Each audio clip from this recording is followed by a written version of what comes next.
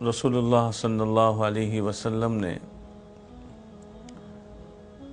اس امت کے لیے جتنی قربانیاں دی ہیں وہ کسی سے مخفی نہیں۔ پوری کائنات انسانی کو اٹھا کے دیکھا جائے تو امت کے لیے سب سے زیادہ قربانیاں دینے والے حضور اکرم صلی اللہ علیہ وسلم۔ آپ علیہ الصلاۃ والسلام قیامت تک آنے والوں کے لیے ہدایت اور رحمت بن کر آئے تھے، اور آپ نے ساری انسانیت کو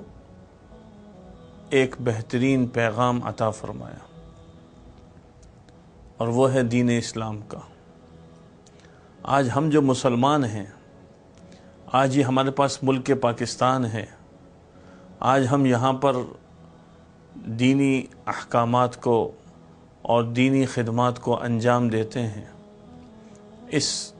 کے پیچھے بھی آپ صلی اللہ علیہ وسلم کی دعائیں موجود ہیں۔ اللہ کے رسول صلی اللہ علیہ وسلم نبوت کے 10ویں سال طائف تشریف لے جاتے ہیں، اور وہاں کے لوگوں کو آپ نے دعوت دی۔ وہاں کے جو سردار تھے ان سے ملاقات کی، انہوں نے آپ علیہ الصلاۃ والسلام کی دعوت کو قبول نہیں کیا، بلکہ شریر لڑکوں کو پیچھے لگا دیا، اور انہوں نے آپ صلی اللہ علیہ وسلم کو تکلیفیں دیں اور پتھروں سے آپ صلی اللہ علیہ وسلم کو زخمی کر دیا۔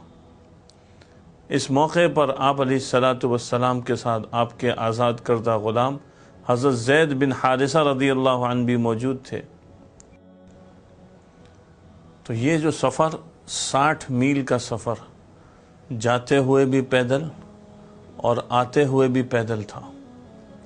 اور اس میں کیا تکلیفیں اٹھائی ہوں گی اس کا اندازہ کیا جا سکتا ہے۔ ہم سے تو صرف 60 قدم چلنا مشکل ہے، اور ایک شہر سے دوسرے شہر جانا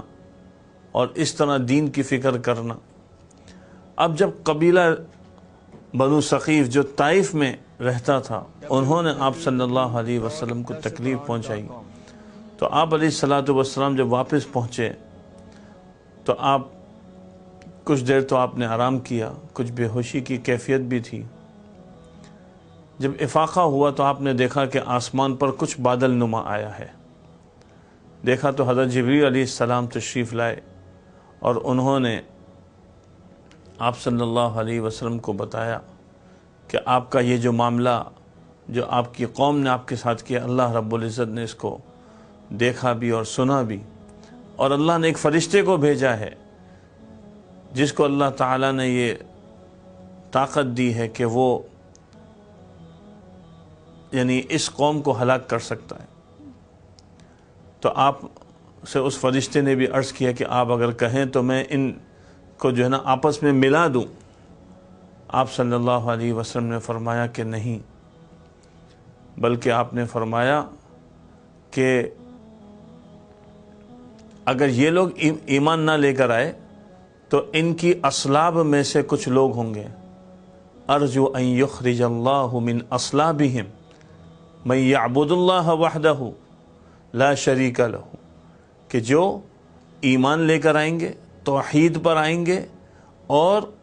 وہ اللہ کی وحدانیت کا اقرار کریں گے۔ اب یہ واقعہ تو 10 نبوی کا ہے۔ اس کے بعد آپ صلی اللہ علیہ وسلم مدینہ کے دور میں ہیں، اور مختلف جو حالات ہیں، آس پاس کے قبائل کے ساتھ مقابلے ہیں، تو اسی زمانے میں جو تقریباً 9 ہجری بنتا ہے، قبیلہ ثقیف والے مسلمان ہو گئے۔ آپ صلی اللہ علیہ وسلم کی دعا بھی تھی، اللہم اہد ثقیفہ، کہ اللہ قبیلہ ثقیف کو ہدایت عطا فرما۔ اسی قبیلہ ثقیف میں اللہ تعالیٰ نے ایک نوجوان پیدا کیا جس کو آج ہم محمد بن قاسم کے نام سے یاد کرتے ہیں، اور اس نے یہ جو دین ہے اس کو یہاں سندھ تک، جو اس زمانے میں یہاں پر کفر تھا، وہ یہاں لے کر آئے ہیں، اور یہ پہلی صدی کا واقعہ ہے، چونکہ محمد بن قاسم کا انتقال 96 ہجری میں ہوا ہے، تو 17 سالہ نوجوان وہ یہاں دین لے کر آیا، اور پھر سندھ کے ذریعے پورے اس زمانے کے جو متحدہ ہندوستان تھا اس میں دین آیا۔ یہ لانے والے محمد بن قاسم ہیں، اور یہ بنو امیہ کا دور ہے۔ آج ہم جو مسلمان ہیں، آج ہم اہل پاکستان ہیں، ہمیں اس پر اللہ کا شکر ادا کرنا چاہیے، حضور اکرم صلی اللہ علیہ وسلم کی شان میں کثرت سے درود شریف پڑھنا چاہیے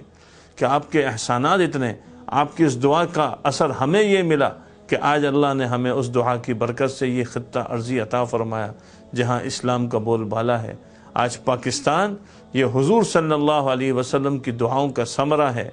آپ کی دعاؤں سے عطیہ ہے، اللہ کی طرف سے نعمت ہے۔ اس کی شکر گزاری کریں اور اس کی ناشکری سے اپنے آپ کو بچائیں۔ اللہ تعالی ہمیں اپنے ملک کی قدر کرنے کی توفیق عطا فرمائے۔